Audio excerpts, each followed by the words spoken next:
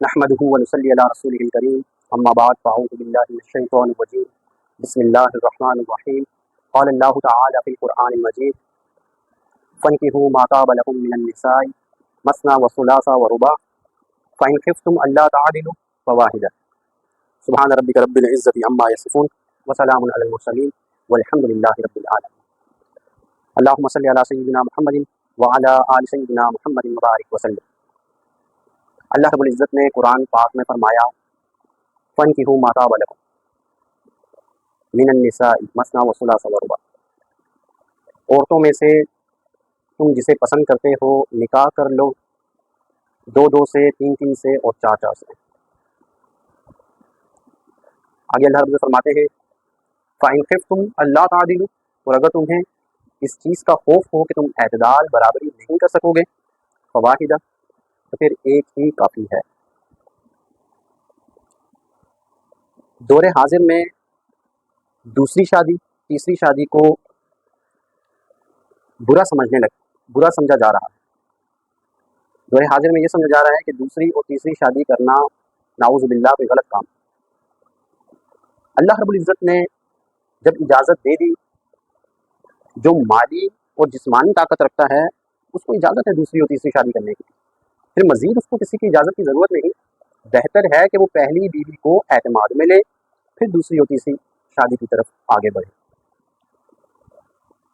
لیکن دور حاضر میں دوسری اور تیسری شادی کو غلط سمجھا جانے لگا ہے، کیونکہ دوسری اور تیسری کے تذکرے بہت کم ہو گئے ہیں۔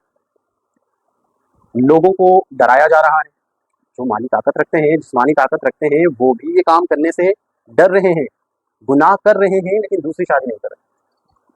یہ بات مناسب نہیں۔ آپ اور میں ذرا غور کریں کہ ہمارے ارد گرد ایسی کتنی عورتیں ہیں جو بیوہ ہیں یا طلاق یافتہ ہیں، اور ان کی عمر بھی زیادہ نہیں ہے، جوانی کی عمر ہے، معاشرے کے دباؤ کی وجہ سے وہ دوسری شادی کی طرف جا ہی نہیں رہی۔ ایسے مرد حضرات جو مالی طور پہ انتہائی مضبوط ہیں، لیکن وہ دوسری شادی کی طرف نہیں جا رہے۔ ناجائز تعلقات کی طرف جانا آسان ہو گیا ہے، لیکن دوسری شادی کی طرف جانا بہت مشکل کر دیا گیا ہے۔ ہمارے معاشرے میں دوسری شادی کا رواج انتہائی مشکل بنا دیا گیا ہے، جبکہ یہ تو انتہائی آسان کام تھا۔ صحابہ رضی اللہ تعالیٰ عنہ اجمعین کو دیکھیں، کثرت صحابہ ہیں جنہوں نے 2-3 شادیاں کی تھیں، بہت کم صحابی ہیں جنہوں نے ایک شادی کی تھی۔ زیادہ تر صحابہ رضی اللہ تعالیٰ عنہ نے 2-3 اور 4 شادیاں کی۔ تو اتنا خوف، اتنا ڈر کہ اعتدال نہیں کر سکوں گا، یہ بات یاد رکھیں، جو ایک بیوی کا حق ادا نہیں کر رہا وہ دوسری اور تیسری کا بھی حق نہیں ادا کرے گا، اور جو ایک کا حق ادا کر رہا ہے وہ دوسری تیسری کا بھی حق ضرور ادا کرے گا۔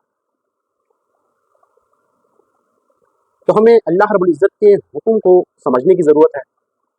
معاشرے کے دباؤ اور معاشرے کے رواجوں سے ہٹ کر شریعت پہ عمل کرنے کی ضرورت ہے۔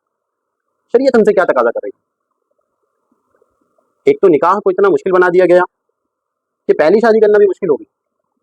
آج کا نوجوان پریشان ہے کہ ہم پہلی شادی کیسے کریں۔ ہم نے تو یہ جہیز کی نحوست کی طرف ذہن ہے، اور لڑکے نے جی وہ سونا بنانا ہے، چاندی بنانی ہے، اس کے لیے وہ پریشان ہے۔